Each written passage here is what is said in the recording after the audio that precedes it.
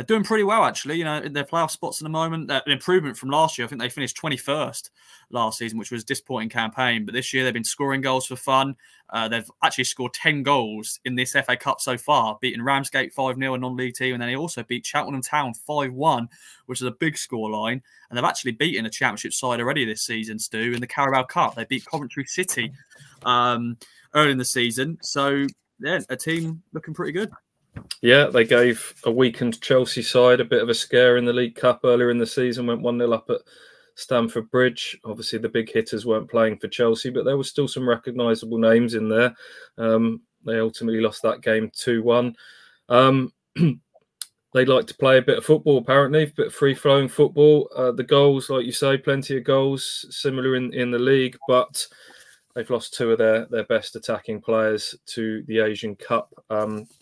Al Hamadi has gone away with Iraq. He's their star man. Since he arrived from Wickham in January, he's scored close to 30 goals.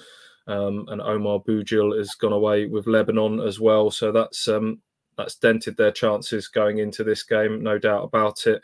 7th, so just in that last playoff spot at the moment. How seriously they'll want to take the FA Cup as well and prioritise their own sort of promotion push, we don't know.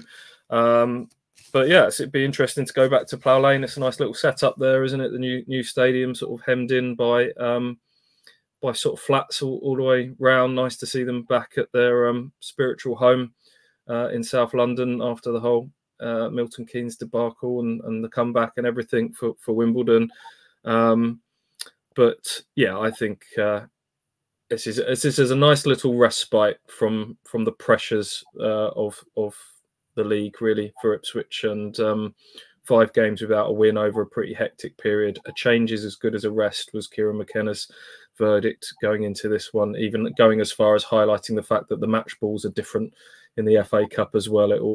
Hopefully Ipswich can go out, put a bit of a different team out and just enjoy themselves and see what happens.